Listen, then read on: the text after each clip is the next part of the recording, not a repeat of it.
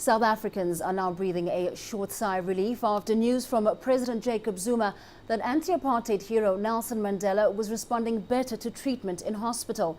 Mandela was rushed to a Pretoria hospital on Saturday in a serious but stable condition, suffering from a recurring lung infection. CCTV's Maria Galang has more. Following a very uncertain last few days, the country finally got word that former President Nelson Mandela is responding to the treatment he is receiving for his lung infection. He's stabilized. President Jacob Zuma delivered the announcement, adding that they are very happy with the progress he is making. Here in Mandela's hometown of Kunu, residents rejoiced when they heard news of Madiba's progress.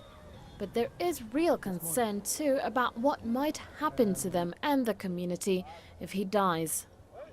If he's doing better, we're very happy because we don't want to lose him, because he does a lot for us in Kunu. He got us electricity, gave us the roads. If he were to die, it would be very difficult for us to get these things.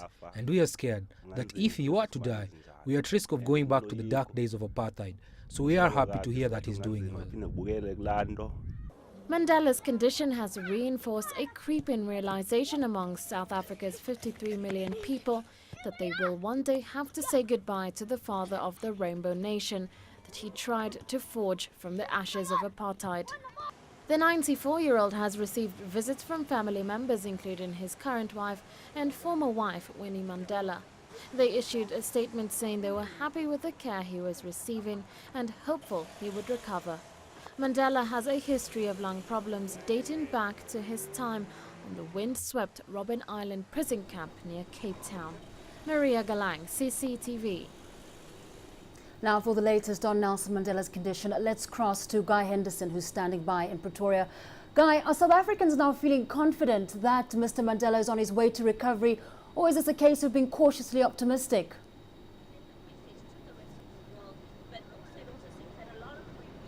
Well, on Thursday morning, I think millions of South Africans across this country are in a slightly lighter mood after what President Zuma told Parliament on Wednesday was a difficult few days for the citizens of South Africa, and particularly for the doctors and the family here. As it stands, Nelson Mandela is responding to treatment, and according to Jacob Zuma, the doctors are happy with the progress he's making. So I think people here are relieved. Funnily enough, I walked past a paper stand this morning on the way to the Mediclinic here and noticed that many of the local newspapers weren't actually running the story on Nelson Mandela's health on their front page. So that just gives you a sense that the immediate panic perhaps is over. Of course, things can still go wrong. He's 94 years old. There are risks associated with that. You know, the possibility of an infection for somebody suffering pneumonia at that age. And so for that reason, I think people will still be eagerly awaiting updates from the presidency, but the immediate panic, I think, is now over.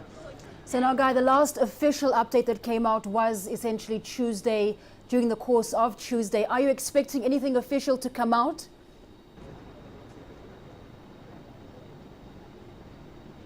Well, there have actually been, although not always written statements, there have been official updates every day since Monday. The first two weren't particularly reassuring, just those brief statements appearing to indicate that Mr. Mandela wasn't getting any better and remained in a serious but stable condition. And then we had Jacob Zuma's words yesterday in Parliament, which indicated good news, and the fact that he was beginning to respond to treatment. I think as long as that progress continues, there's no reason why the presidency wouldn't give, albeit very short, updates to the media, particularly given government's more open approach when it comes to Mr. Mandela's health in recent months, and I think also a media that's become increasingly respectful of the privacy, the right to privacy of the patient as well. So we may well see an update coming from the presidency later on Thursday, and as soon as there is an update, of course, we'll bring it to you.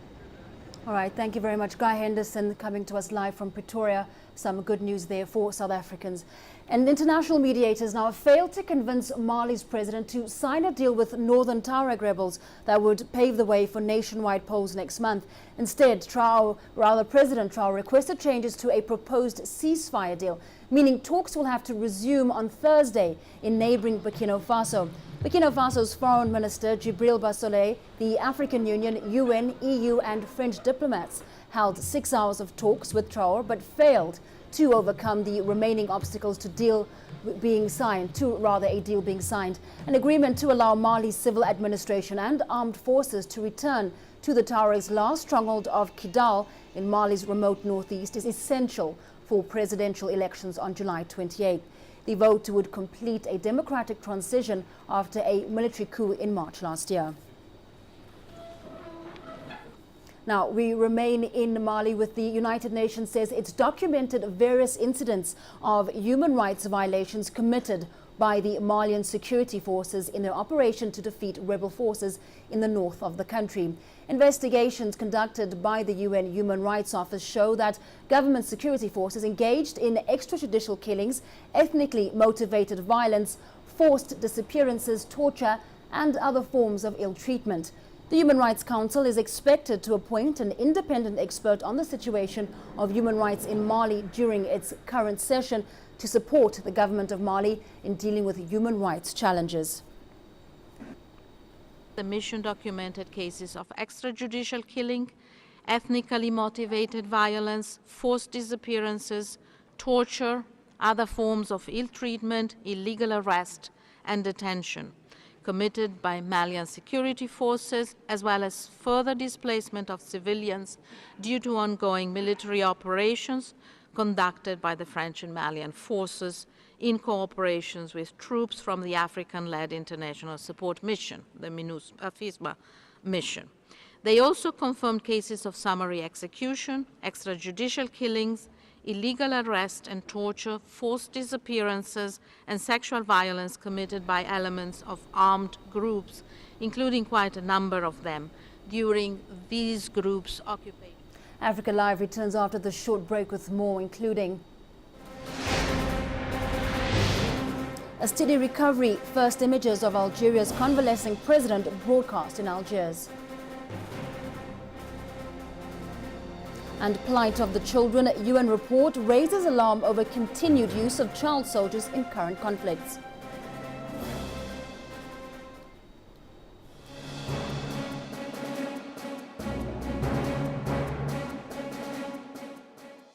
We follow the latest trends in global politics, economics, culture and sport, and how Africa fits into the global picture. You decide what's important. We need a trade justice. Africa's future will be determined by Africa. For women's equal opportunity, for a better life. We have to change something, and it's not the outsiders. Talk Africa, a new voice for the world.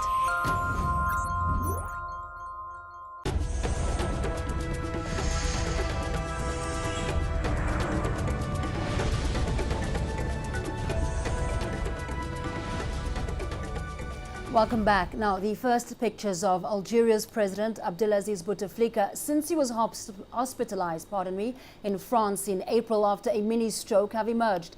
Published by the National APS news agency on Wednesday, he was pictured wearing a dressing gown receiving Algeria's Prime Minister Abdelmalek Salal and Army Chief Ahmed Gaid Salah in the Paris hospital where he is convalescing. The pictures were published to dispel rumors circulating in both Algiers and Paris about the 76-year-old president's condition deteriorating. Following Tuesday's 2-hour meeting, Salal said Bouteflika had given detailed instructions on running the country, adding that he had responded very well and his health seemed fine. Calls have grown in the Algerian press for the application of Article 88 of the Constitution, which provides for the transfer of power if the head of state falls seriously ill.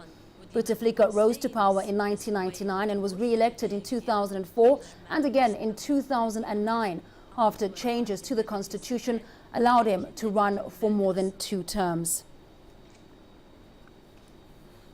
Despite progress to protect children living in countries affected by wars, the evolving character and tactics of war are creating unprecedented threats for children, particularly in Syria, Mali and the Central African Republic.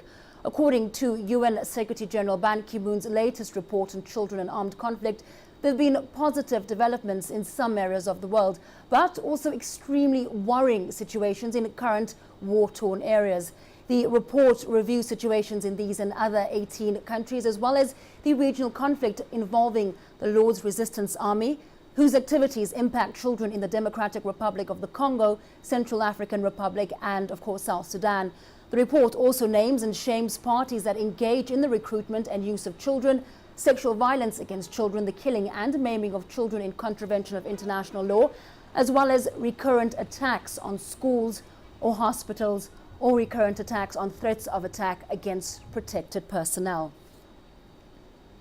In Mali, children are more than half of the population, and they also were severely affected by the conflict. They were killed, they were injured, but they were also recruited, and a lot of sexual violence committed. Now we know also that many children were forced to flee, and some are now with armed groups and face the risk to be a military target, to be killed. Many have been abducted, were girls forced to marriage and also to sexual violence. Now, for a slight change in pace, it's the fastest land animal in the world, and now scientists say they've tracked the wild cheetah's speed and hunting technique more accurately than ever before. The study by Britain's Royal Veterinary College shows that the animal rarely uses its top speed to capture prey, but instead uses incredible acceleration and rapid changes in speed when hunting. Researchers used solar and battery-powered tracking collars to monitor its movements. They clocked sprints of up to 93 kilometers per hour, with sensors recording rates of acceleration as the cheetahs began their hunt and deceleration as they reached and subdued their prey. Previous tracking efforts involved filming or observing captive animals running in a straight line. Now, researchers say their new measurements provide a truly scientific insight into one of the world's fastest and most captivating creatures.